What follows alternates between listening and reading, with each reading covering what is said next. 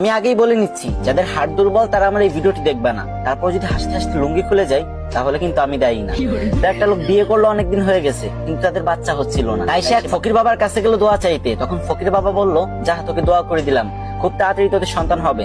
তারপর 1 বছর পরে লোকটির একটা মেয়ে সন্তান হলো। তখন লোকটি খুশিতে আত্মহারা হয়ে গেল আর মেয়ের নাম করার জন্য তাড়াতাড়ি ফকির বাবার কাছে চলে গেল। আর ফকির বাবা তখন ধ্যানমগ্ন ছিল, আর তখন তার ধ্যান ভেঙে গেল আর সে রেগে মেগে বলল, ধুর বাল। তখন লোকটি ভাবলো, ফকির বাবা মনে হয় আমার মেয়ের নাম বাল রাখতে বলছে, সেই অনুপাতে মেয়েটির নাম বাল রেখে দিল। তারপর আরো 2 বছর পরে লোকটির একটা ছেলে সন্তান হলো। তারপর লোকটা খুশিতে ফকির বাবার কাছে চলে গেল ছেলেটির নামকরণ করতে। কিন্তু এবারও ফকির বাবার ধ্যান ভাঙার কারণে ফকির বাবা বিরক্ত হয়ে বলে উঠলো, ধুর চ্যাট। তখন লোকটি ভাবলো, ফকির বাবা মনে হয় আমার ছেলের নাম চ্যাট রাখতে বলছে, তাই সেই অনুপাতে ছেলের নাম চ্যাট রেখে দিল। তারপর আবার কিছুদিন পরে লোকটির একটি ছাগলের বাচ্চা হলো, আর সেই লোকটি ছাগলের বাচ্চা নামকরণ করার জন্য ফকির বাবার কাছে চলে গেল।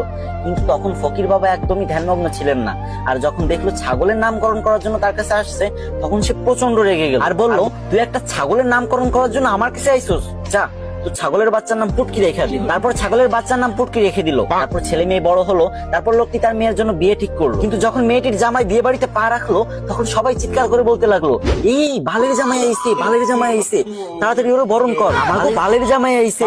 এই শুনে তো জামাই রেগে মেগে বিয়ে করবে না বলে বাড়ির দিকে রওনা হলো। তখন শ্বশুর সামনে এসে বলল, বাবা তুমি রাগ করো না গো, তুমি তো আমার চ্যাটের মতোই। এটা শুনে তো জামাই আরো রেগে গেল আর বিয়ে করবে না বলে আবারও বাড়ির দিকে রওনা হলো। ঠিক তখন শ্বশুর মশাই এসে জামাইয়ের হাত ধরে বলল, বাবা ও বাবা, তুমি আমার পুটকির 1 টুকরা মাংস না খেয়ে কোথাও যেতে পারবা না বাবা। এই কথা শুনে জামাই বেহুশ।